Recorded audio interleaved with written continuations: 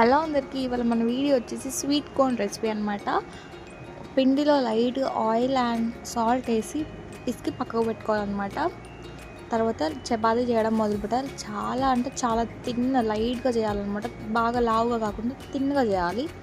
చేసుకున్న తర్వాత ఒకదాని మీద ఒకటి పిండి చల్లుకొని అన్నీ ఒకసారి రోల్ చేసుకున్నాం. తర్వాత ప్యాన్ మీద వేసుకొని లైట్ ఓన్లీ జస్ట్ 10 సెకండ్స్ కాల్చాలన్నమాట. క్లిప్ మిస్ అయింది. అండ్ స్టఫింగ్ కోసం ఆయిల్లో జీలకర్ర, ఆవాలు, గ్రీన్ చిల్లీ అండ్ కరివేపాకు వేసి ఫ్రై చేసుకున్న తర్వాత టర్మరిక్ వేసేసి కార్న్ వేసేసి కారం వేయాలన్నమాట.